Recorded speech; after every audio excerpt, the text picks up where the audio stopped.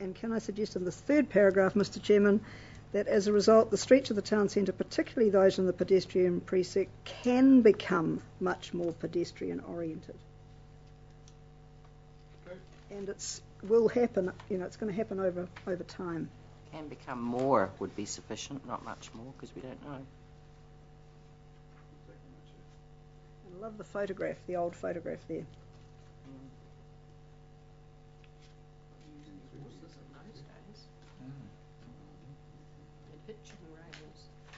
You were alive, were you, Councillor Gathergood? Sorry? You were alive, were you? I was alive, and I saw it before you did. Page 38, please. Councillor Kelly. Yeah, this is this same issue on this map that we can come back to, Mr. Chairman. Yes, I think so. But I would like to point out that those little yellow things in a red circle say traffic filter for Mr. Gibbs. But I think this one can come back, particularly this low-key road in the vicinity between Tūwhaitoa Street and Titi Raupanga Street. All right, we'll come back to that. 39.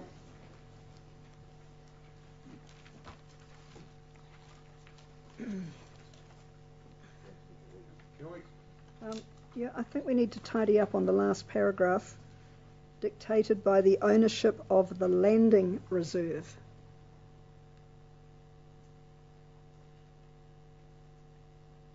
And it goes back to that map that we're going to deal with later on, Mr. Chairman, about where the Taupo, instead of the boat harbour, it's the landing reserve.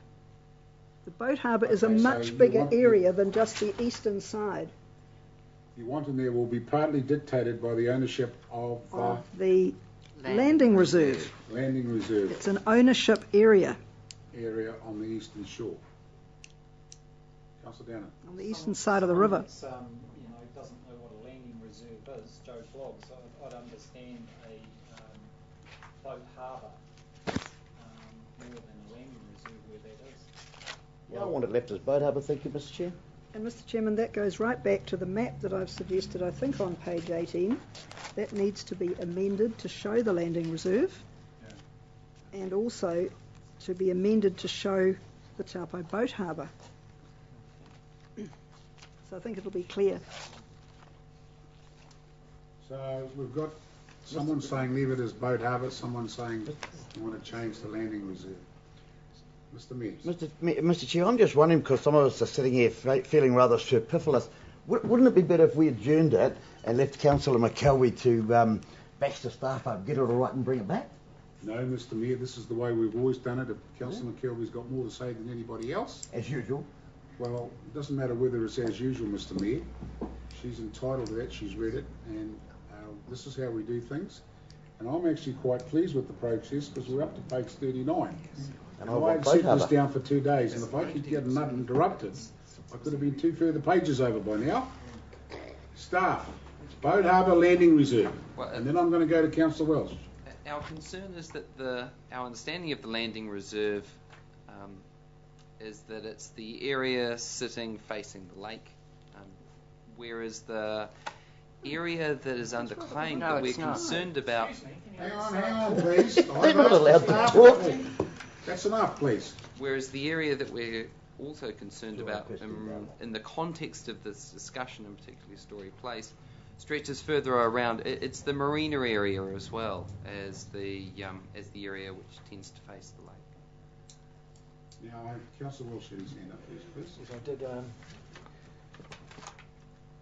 The use of the word landing reserve, I agree. It might actually it might cause some confusion. People might begin to think, it's something to do with planes landing here. New airport. Historically, it's an old term, and we refer to it as the boat harbour area. And by saying it's on the eastern side, I think we're covering ourselves. Are we not? Councillor I think there's obviously two definitions, but the landing reserve, in my opinion, refers to the actual land and boundaries of the landing reserve. The boat harbour is the boat harbour, the river. So Councillor And McKelvey, your boundaries turn. need to be shown on that plan. Yeah, Mr. Chairman, look, I'm not being picky about this. This next sentence reads, at present, the land is owned and managed by the Crown. Now that references specifically to the landing reserve, because all the other land on the eastern side of the river is managed by council. So can I suggest a lovely compromise? The timing of the Story Place extension will be partly dictated by the ownership of the landing reserve area of the Taupo Boat Harbour. Mr. Carroll, you've got doubt in your mind because I'm not going to die in the trench over this. I'm not Just sure do it. exactly Just where do the it, mate. boundaries Well, of that's your the problem. landing Do it. So reserve you want to are. leave it as it is, Mr. Carroll?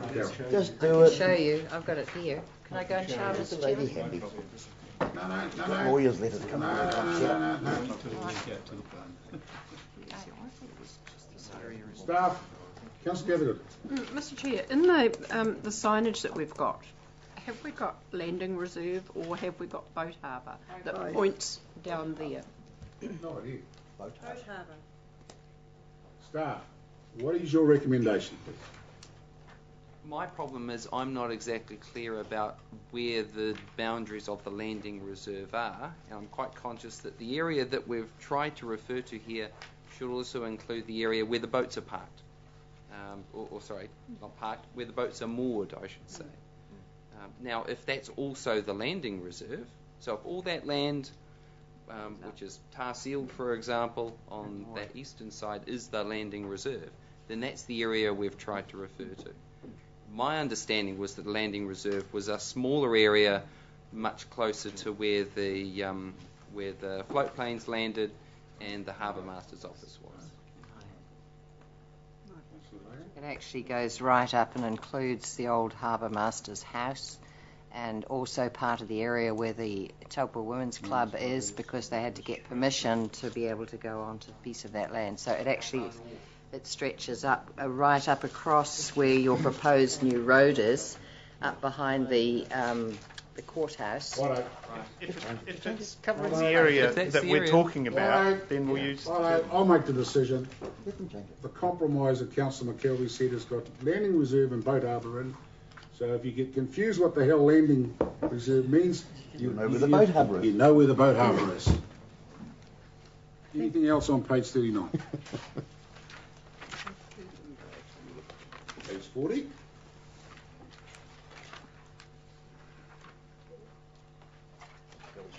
Councillor Bernard. See, I am awake. And the third paragraph, just to be consistent throughout the document, if we can have on the second of last line, its treatment and design will facilitate pedestrians and cyclists' access. You've covered it in most other parts, but you've left the cyclists out there.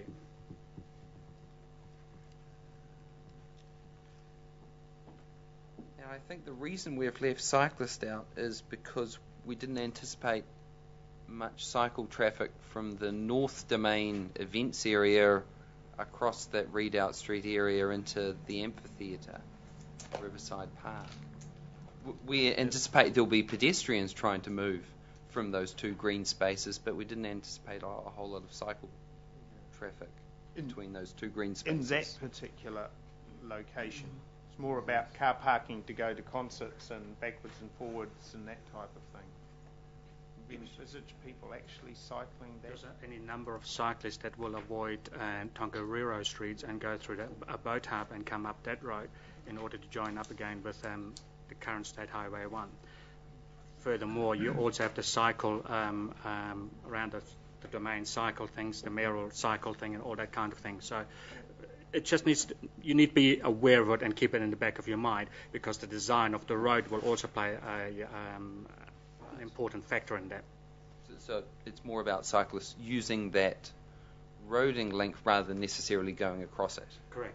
I suppose, Chair, and Hang on. It was Councillor McKelvey, Councillor Vargan and you, Councillor Welch. Yeah, Mr. Chairman, I'm just hoping that this document will encourage people to understand and use the right names for the right places. And Tongariro North domain actually extends to the river. It takes in Riverside Park, which is a marketing term, a lovely name, not an administrative name. The Riverside Park extends from the State Highway back down Redoubt Street to the river, all through there. So the amphitheatre is not a separate part, a separate name. It is part of Riverside Park. So can I just suggest that maybe, and I think I've got this right, open to suggestion from anybody obviously, that at the top it says this street also provides access to the amphitheatre. And then you say Riverside Park later on. You see what I'm saying? The amphitheatre is part of Riverside Park. And then right at the end you say it breaks down the barrier between the Tongariro North domain and the amphitheatre. The Tongariro North domain includes the amphitheatre in Riverside Park. So can you somehow just word that differently? Just take the amphitheatre out, put Riverside Park in. Yeah, Councillor, if I can. Thank you. Yeah, and it was in that particular area too that you missed out Saturday Market, which actually involves a lot of parking. You know, they all park down that Redoubt Street, but it's a very big activity and it's a sizable activity that repeats every week. So, but it's one on the Riverside Park. Okay. Well, so is the Active Arts facility. Well, I guess not. I mean, it's pedantic, but maybe you can put something in there that encompasses that. Noted. Councillor Welsh. Just to help with the point that Councillor Bernard made regarding the cycling activity, if at some stage in the future we do have that new cyclist walking bridge across to Nukahau, there will be extra cycling activity. So I think he's quite right in raising the point. What I did, move on. 41. Oh, Councillor Hackley. Just on 40, I'm quite happy with the what we're calling a downgraded road system and flushed channels. But I think we still need to keep in mind that Redoubt Street will be still quite an important connection to the landing reserve. Yeah. And I'm assuming that it'll still be a legal road.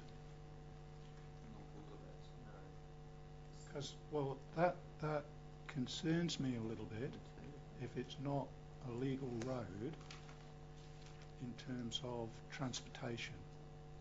And where, like, for sake of argument, if you have an accident on a non-legal road, the insurance company won't cover you.